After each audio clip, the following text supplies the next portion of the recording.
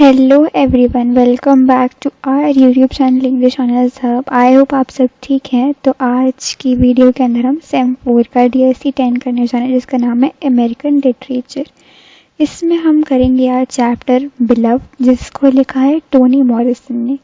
आइए चलिए पहले अपने ऑथर के बारे में कुछ लाइन जान ली। ये टोनी मॉरिसन थी, ये अमेरिकन नॉवलिस्ट थी, एसेज थी, बुक एडिटर थी और कॉलेज की प्रोफेसर। इनको डिस्क्राइब किया जाता है कि सबसे इन्फ्लुएंसर इम्पोर्टेंट राइटर भी थी 20th सेंचुरी की। और इनकी मोस्ट फेमस नॉवल है बिलव्ड, जो हम अभी पढ़ने वाले हैं आगे। और इन एडिशन इनकी और भी नॉवेल्स हैं, और इन्होंने बहुत सारे एसेज लिखे हैं, चिल्ड्रन की बुक लिखी है और बहुत सारे प्लेस भी साइड बाय साइड लिखे हैं। इनके कुछ नोटेबल वर्क्स जैसे कि सॉन्ग ऑफ सोलोमन जो नॉवल है एक, और एक कैरेबियन आइलैंड पे इन्होंने एक बुक लिखी है, टार बेबी। ऐसे इनके बहुत सारे नोटेबल वर्क हैं। चलिए स्टार्ट करते हैं इनका एक बहुत अच्छा वर्क जो हमारे सिलेबस में बिलव्ड। तो पहला पार्ट स्टार्ट करते हैं हम। तो ये स्टोरी सेट है 124 ब्लू स्टोन रोड की। तो ये जो रोड है जहाँ पे लोग रहते हैं, ये फैमिली रहती है, ये हॉन्टेड है एक बेबी गोस्ट की वजह से। और ये जो सेटिंग है स्टोरी की ओहियो की है, सिंसिनाटी की। ये एक स्टोरी है सीत, एक स्लेव जो थी अपनी बेटी के साथ इस घर में रहती हैं, डेनवर। और सीत की मदर इन लॉ जो थी बेबी सग्स, उनकी डेथ हो गई है। और सीत के जो 2 बेटे थे हार्वर्ड और बगलर, वो भाग गए हैं यहाँ से। तो उनकी एक बेटी भी थी बिलव्ड जो मर चुकी है। हम आगे जानेंगे रीज़न क्यों मरी है, वो किसने मारा है उसको, क्या हुआ था उसके साथ, बने रही है ये जानने के लिए। तो ये उसकी ग्रेव पे जाती है और वहाँ पे उसको एक फाउंटेन दिखता है। तो वो एकदम उस फाउंटेन से उसको मेमोरी आती है स्वीट होम की, जहाँ पे वो पहले स्लेव थी।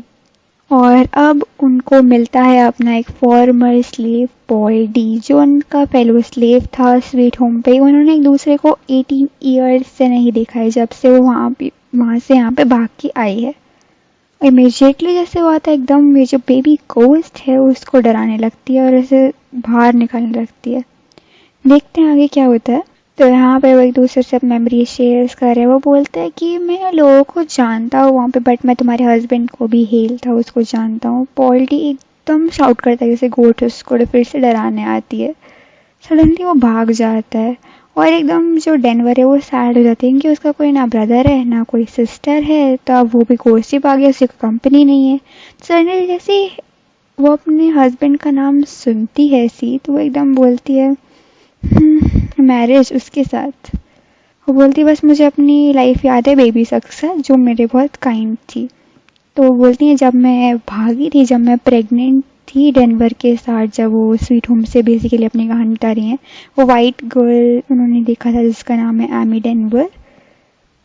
तो वो हाफ डेड पड़ी हुई थी सीट वुड्स में। वहाँ पे इस जो नाम है एमी डेनवर, उसने हेल्प किया सीत को ये बेबी डिलीवर करने में, और उसका नाम डेनवर था, इसलिए इस बेबी का नाम भी इन्होंने डेनवर रखा। एकदम सीत चुप हो जाती है, एकदम पूरे साइलेंस है सीन में। और डेनवर बोलती है बेबी के पास अभी भी बहुत प्लान है, मे बी गोस्ट के बारे में बता रही है। इट्स ओके, अभी भी उसके पास प्लान्स में भगा रही तो क्या हो गया, उसके पास अभी भी प्लान्स हैं। तो अगला हम देखते हैं, जैसे ही पॉल्डी वहाँ पे बैठता है तो डेनवर पूछती है कब तक रहोगे तुम यहाँ पे। तो वो उसकी मम्मी से पूछे अरे यार इसको अकेला छोड़ दो, कोई बात नहीं, क्वेश्चन पूछने दो। तो वो सीत और पॉल्डी आर्ग्यू करने लगते हैं डेनवर के बारे में। तो बोलता है पॉल्डी क्या तुम्हारे दिल में मेरी थोड़ी सी जगह है। तो उसी टाइम पे एक वुमेन है जो 1920 की एज की है, वो उस रिवर के पास, उनके घर के पास एक रिवर है, वहाँ पे वो बैठती है। तो पॉल्डी पूछती तुम्हारा नाम क्या है। तो बोलती है, एक अजीब सी गोस्टली आवाज में बोलती है बिलव्ड। सीत हाउएवर फील करती कि बेबी उसकी बेटी की एज की, तो उसको अच्छा फील करवाना चाहिए। बिलव्ड वहीं पे उनके घर में रहती है 4 दिन तक, बस पानी पे। डेनवर उसकी हेल्प करती है, उसको खाना खिलाती है। अब बिलव्ड के पास कहीं जाने का ठिकाना है तो वहीं पे रहती है उनके साथ। पॉल्डी को लगता है यार है कैसी, ये सब ठीक है, उसको एकदम अजीब सा फील होने लगता है उसको देख के। तो बोलती है, पॉल डी बोलता है बेसिकली कि मैंने ना ऐसे एक चेयर उठाते हुए देखा था। तो डेनवर बोलती नहीं नहीं ये झूठ बोल रहा है, बट जबकि ऐसा किया था बिलव्ड ने। बिलव्ड को सीत के साथ बहुत अच्छा फील होने लगता है, तो सीत एकदम उससे अटैच हो जाती है और अपने पास्ट के बारे में बताने लगती है। पॉल डी को बहुत अजीब सी फीलिंग आ रही है बिलव्ड के साथ। वो सोचता है यार ये दोनों कैसे एक्सेप्ट करें कोई अननोन को, जब 5 वीक्स हो जाते हैं उनके बारे में कुछ पता ही नहीं है उन लोगों को। पॉल डी बहुत सारे क्वेश्चन पूछती, तुम्हारा घर कहाँ है, तुम कैसे आई? तो बोलती विमेन है जिसने मुझे यहाँ पे आने तक का बताया था, इसलिए मैं यहाँ पे आ गई। आगे जो सीत है और पॉल डी वो सीत के हस्बैंड के बारे में बात कर रहे हैं। वो सीत तो सांग रही है कि वो एंड मोमेंट पे अपने बच्चों को छोड़ के भाग गया। तो डेनवर पूछती है कि तुम कहाँ पे थी, तुम कहाँ रहती थी? वो बोलती है बहुत हॉट और डार्क प्लेस में थी, मैं ज़्यादा जानती नहीं हूँ। पॉल डी अब थोड़ा सा बाहर निकलने लगा है 124 हाउस के। वो अब स्टोर रूम में रहता है ज़्यादातर, जहाँ पे बिलव्ड उसे कभी कभी मिलने भी आती है। सीत तब तक पूछी तुम कहाँ थी, तुम्हारी मम्मी कौन है, तुम्हारे पापा कौन है? वो बोलती बस मैं एक ब्रिज, एक वुमेन है जो ब्रिज पे, बस उसी को देखती हूँ और कुछ नहीं। सीत को बिलव्ड के फेस में अपनी डेड बच्ची दिख रही कि ऐसी मेरी बच्ची होती अगर वो जिंदा होती जिसको मैंने मार दिया था। तो बेसिकली एक फ्लैशबैक आता है उसको जैसे वो बिलव्ड का फेस देखती है कि 4 मैन आए थे 124, एक स्कूल टीचर था, उसका नेफ्यू था, एक स्लेव कैचर था और एक शेरिफ था। तो वो एक वुमेन को देखते हैं, मतलब सीत को, और एक ओल्ड मैन विड में जिसके हाथ में बॉयज हैं और हाथ में एक डेड बॉडी बच्चे की। उसने उस अपनी बच्ची को मार दिया क्योंकि वो चाहती नहीं थी कि वो स्लेव बने, उस क्योंकि सीत ने स्लेवरी देख रखी थी ना ऑलरेडी, तो इसलिए वो चाहती नहीं कि उसका कोई भी बच्चा स्लेव बने। वो सब डिफिकल्टी सहे जो उसने सही है। तो एकदम स्कूल टीचर को लगता है कि ये सीत तो पागल हो गई है, इसको छोड़ देते हैं, इसके बच्चों को यहाँ पर छोड़ देते हैं, हमें कुछ ना कर दे, हमें ना मार दे ये।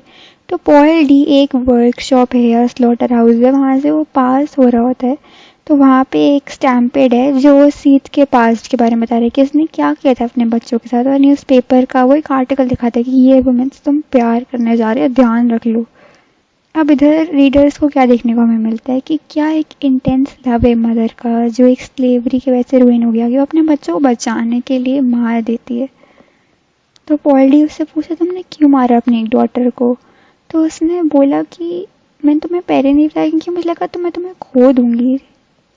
और पॉल डी समझ नहीं पाता कि क्यों इसने ये सब किया। उसको एक बहुत बुरा टॉन्ट देता है कि तुम्हारे 2 फीट ना कि 4, मतलब तुम एक एनिमल नहीं है, तुम ऐसे अपने बच्चों को मार दोगी। और ये हर्ट करा कमेंट ऑब्वियसली सीत को, तो उसके फियर्स आ गए कि पॉल डी समझ नहीं पाएगा और पॉल डी वहाँ से चल जाता है। अब हमारा पार्ट 2 शुरू होता है बिलव्ड का।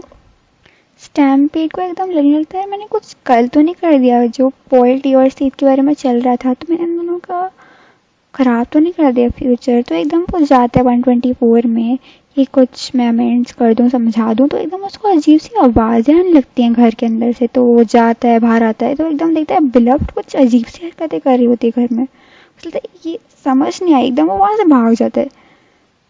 अब सीत हैप्पी है अपनी लाइफ में डेनवर और बिलव्ड के साथ। वो सीन्स होते हुए वहाँ पे जैसे कि वो कुकिंग कर रही है अपने गर्ल्स के साथ, वो बहुत खुश है इन दोनों के साथ। बिलव्ड बताती है सीत को कि मैं दूसरी साइड से आई हूँ, मैं ही तुम्हारी मरी हुई डॉटर हूँ। फिर वो एक्सप्लेन करती है कि उसने क्यों मारा, सीत ने अपनी बच्ची को क्यों मारा। अब पॉल डी भी किसी चर्च के सीढ़ियों में बैठा हुआ और सोच रहा है यार क्या मेमोरीज थी, मैं वहाँ पे कैसा था। फिर एकदम पॉल डी के पास आता है स्टैम्पेड, बोलता है अरे यार सॉरी मैंने तुम्हें सच बता दिया, सच नहीं बताना था, बस मैं तुम्हें समझा रहा था उस टाइम पे, अरे रिश्ता मत करो मेरे चक्कर में, सही रहो अपनी बंदी के साथ। अब हम नेक्स्ट पार्ट पे चलते हैं स्टोरी के, जो कि लास्ट पार्ट है पार्ट 3। इसके अंदर हम देखते हैं कि सीत को अपने बच्चों के साथ टाइम बिताना है। वो अब रेस्टोरेंट छोड़ देती है, जितनी भी सेविंग है वो अपनी बेटी बिलव्ड के लिए इन्वेस्ट कर देती है। वो सब कुछ खुश करने के लिए लुटा देती है जितना भी, इसलिए वो स्टार्व करते रहते हैं सब।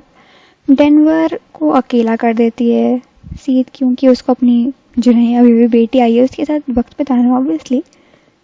बट डेनवर को बहुत अकेला फील होने लगता है, तो वो सोचती है अरे यार ये तो मुझे भूखा मार देंगे, चलो मैं बाहर चलती हूँ, थोड़ा काम कर लेती हूँ। उसके नेबर्स उसको फूड देते हैं, हेल्प करते हैं। न्यूज़ स्प्रेड होती है कि बिलव बहुत अजीब सी अपीयरेंस है जो 124 में फैली हुई है। तो ग्रुप ऑफ वुमेन डिसाइड करते हैं कि वो फ्री करेंगे सीथ और डेनवर को बिलव्ड से। और ये जो ग्रुप ऑफ वुमेन है उसमें एक बॉस है जहाँ पे डेनवर काम करती है। तो फिर वो वुमेन उस पे जादू करती हैं, कुछ गाने गाती हैं और वहाँ से फिर हमेशा के लिए भाग जाती है बिलव। सीत का एकदम दिमाग ख़राब हो जाता है, वो एकदम सोच लेती है क्या हो रहा है मेरे साथ। वो अपना माइंड लूज कर लेती है और एकदम लेट जाती है, जैसे बेबी सक्स बीमार हो गई थी अपने टाइम पे। डेनवर के पास अच्छी जॉब है, वो अपना अब कॉलेज अटेंड कर रही है। पॉल डी आता है सीत के पास कि मैं अपना फ्यूचर तुम्हारे साथ चाहता हूँ, बस तुम खड़ी हो जाओ, फिर से जैसी थी वैसी हो जाओ।